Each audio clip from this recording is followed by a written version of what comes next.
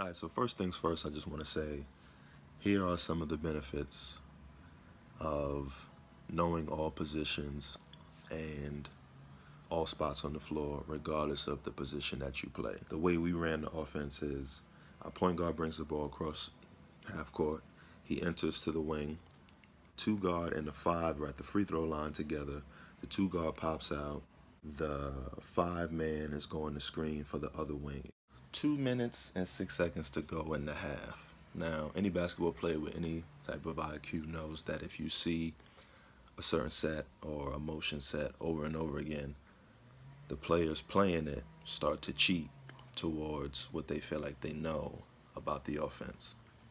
So the guy that's guarding me, I'm in a position of the two. The guy that's guarding me is basically cheating because he feels like I'm going to make that pass to the guy coming off the wing on the other side coming off. I'm able to make this crossover move because, like I said, I'm looking to my left, but the guy that's guarding me cannot see that there's no one guarding the basket. There's no one in the paint, and most good offensive players and most players, period, will say, when I want to go to the rim or in a one-on-one situation, I'm not worried about the guy that's guarding me. I'm looking at the next defender. So when there's no defender, you know you have a free layup.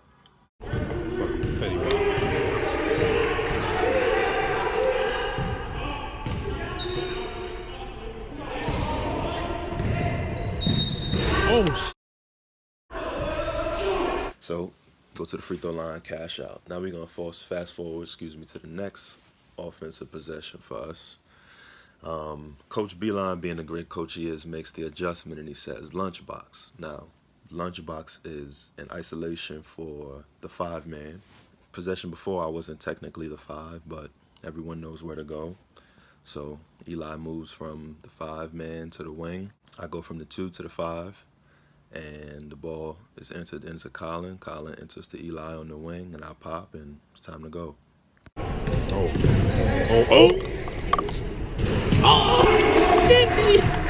So basically, I fast forwarded to the last clip. The play before was another ISO, another lunchbox ISO for me.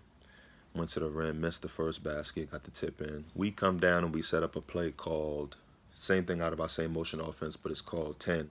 It's supposed to be a lob play. The play ended up breaking down, and I basically used that, caught it on the wing where I was supposed to catch the lob. I basically used it as an ISO play. I already hit the mid-range. I got to the rim and finished. I had a dunk. So I said we might as well just cap it off with a three ball. Shout out to my guy Aaron. Aaron and I have been playing a lot of one-on-one. I want to say maybe a couple days before this game. I spent so much of the season that I catch and shooting that I kind of forgot that I could boogie, and I had moves. So I said, let me try the T-Mac out. I was already feeling good, so when the three ball went down, I kind of knew I was rolling.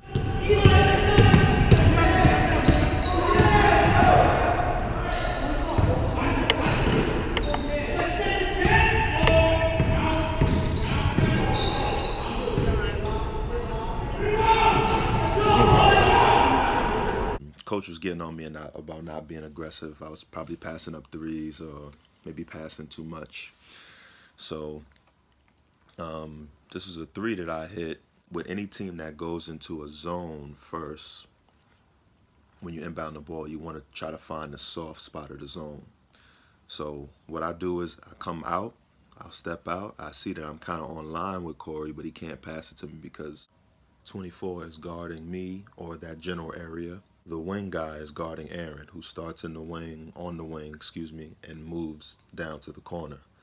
So me taking a slide and a half to my right is splitting the difference between those two players and finding, quote unquote, the soft spot of the zone.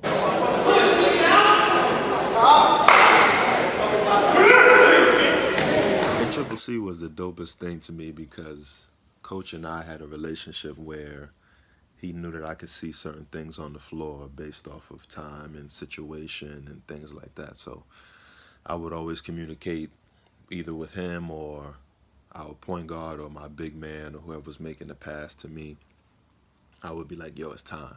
I would turn to Cisco, who was our big, and I'd be like, yo, let's get one. And he was a good passer himself. So Rocket Burn was the play that we always ran when teams would overplay our enter to the wing.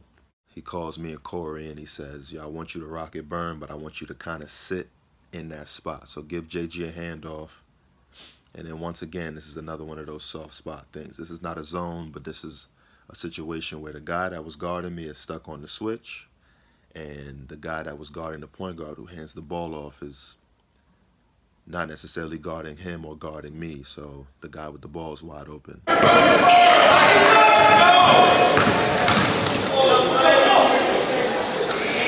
Funny thing about this clip, this is back when mid-range was still popular. I remember being over in Australia this past season, and I was talking to one of my guys, and I said, I remember when we used to like to warm up, you used to take, if you're doing spot shooting, you would take 10 mid-range, 10 catch and shoot mid-range, 10 catch and shoot threes, and then you'll pump fake and take 10 or 5 to the left, 5 to the right, but 1 dribble pull-ups. And he was like, when was that? And I was like, it wasn't even that long ago. When you know the ins and outs of the offense, you can kind of, break things off, try to make, home run plays. I think this was a part in the game we were maybe up 5, and I wanted to try to open the lead up a little bit. I don't know if I decided to do this or Coach Beeline ran it. I'm not sure. He called it out. But now that I'm looking at it, it looks like a set call, like a set play, because Aaron is posting up down low. That was like the choice that you had. You could either come up off top and the guard would go down low, or you could go low and that guard would come up top. So that was the read. And this time it worked for a 3.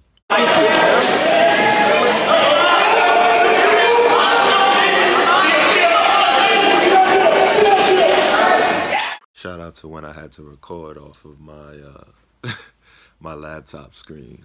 I had to get the game film and then record it off of my laptop screen. Good times, humbling times. But anyway, so these are 2 back-to-back possessions. I'm thinking I had already hit one, so I'm looking at my defender like, yo, like, you don't want to come out here still? Like, what are you thinking? And this is me at like 21 years old too.